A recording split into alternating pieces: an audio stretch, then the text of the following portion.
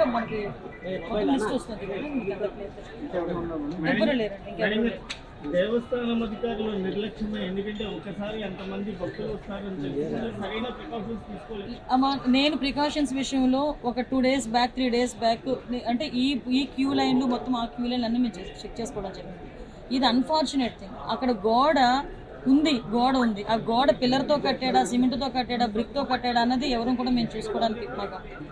కానీ విషయం ఏంటవుతుందంటే అక్కడ విపరీతంగా వర్షం పడింది. మీకు తెలుసు, మీరు ఆ టైంలో ఉన్నారు. నేను కూడా వర్షంలో తడుచుకునే దర్శనం చేసుకుని వచ్చాను. నేనే కాదు, పట్టు వస్త్రాలు సమర్పించడానికి వచ్చిన రెవెన్యూ మినిస్టర్ గారు కూడా వర్షంలో తడుచుకుని వెళ్ళారు. భారీ వర్షంలో తడుచుకుని వెళ్ళాము. ఈ వర్షం నేను దర్శనం చేసుకుని బయటకు వచ్చాను. ఇలా ఇన్ఫర్మేషన్ వచ్చింది గోడ కూలిందని. 1 or 2 ఇంజురీస్ అన్నారు. అయినప్పటికీ కూడా నేను వచ్చి చూస్తానని చెప్పి నేను పుట్అవుట్ని వచ్చాను. అప్పటి నుంచి ఇప్పటి వరకు మేము ఇక్కడే ఉండడం జరిగింది. అంటే ఎక్కడ కూడా రెస్క్యూ ఆపరేషన్స్లో కానీ నిర్లక్ష్యం వహించడం కానీ ఎక్కడ కూడా మేము చేయలేదు. ఇమీడియట్గా క్షతగాతులు ఎవరైతే ఉన్నారో వాళ్ళందరినీ కూడా హాస్పిటల్కి తీసుకెళ్ళి మేము పంపించడం జరిగింది. మిగతా రెస్క్యూ ఆపరేషన్స్ కూడా జరుగుతున్నాయి. ప్లీజ్ మిగతా అన్ని కార్యక్రమాలు చేసుకోవాలి. అందరూ కూడా బాగున్నారండి. ఏ టైంలో కన్స్ట్రక్ట్ జరిగింది, ఏ స్కీమ్లో కన్స్ట్రక్ట్ జరిగింది, ఎవరు కాంట్రాక్టరు, ఎవరు ఇంజనీరు, ఎవరు క్వాలిటీ కంట్రోల్ ఎవరు చేశారు, ఎవ్రీథింగ్ మేము ఇందులో ఎంక్వైరీ చేసుకుంటాం. ఎందుకంటే ఇక్కడ ప్రాణాలు కోల్పోయారు. ఈజీగా వదిలేయాల్సిన అవసరం ఏం లేదు. ఇందులో గవర్నమెంట్ కూడా చాలా సీరియస్గా ఉంది. అన్ని కోణాల్లో నుంచి కూడా మేము విచారణ జరుపుతాం. ఎవరైతే బాధ్యులు ఉన్నారో బాధ్యులు కఠినంగా శిక్షించే ప్రక్రియ గవర్నమెంట్. విశాఖపట్నం సింహాచలం టెంపుల్లో ఎంత దారుణం! 7-8 మంది గోడ పడిపోతే చనిపోవడం ఏంటి? ఈ రాజకీయ నాయకులు చంద్రబాబు నాయుడు, ఉప ముఖ్యమంత్రి పవన్ కళ్యాణ్ ఏం చేస్తున్నారు?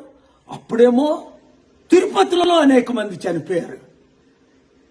300, 1000 రూపాయలు, 1500 రూపాయల టికెట్లు కలెక్ట్ చేసి వేల కోట్లు సంపాదిస్తున్నారే. మరి కొన్ని కోట్ల రూపాయలు ఖర్చు పెట్టి ఇవన్నీ రిపేర్లు మరమ్మతులు చెయ్యొద్దా?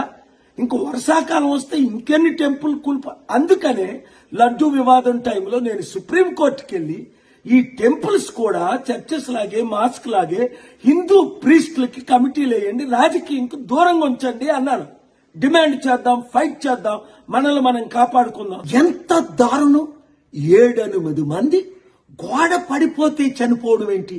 ఈ రాజకీయ నాయకులు చంద్రబాబు నాయుడు, ఉప ముఖ్యమంత్రి పవన్ కళ్యాణ్ ఏం చేస్తున్నారు? అప్పుడేమో తిరుపతిలో అనేక మంది చనిపోయారు. 300, 1000 రూపాయలు, 1500 రూపాయల టికెట్లు కలెక్ట్ చేసి వేల కోట్లు సంపాదిస్తున్నారే. మరి కొన్ని కోట్ల రూపాయలు ఖర్చు పెట్టి ఇవన్నీ రిపేర్లు మరమ్మతులు చెయ్యొద్దా?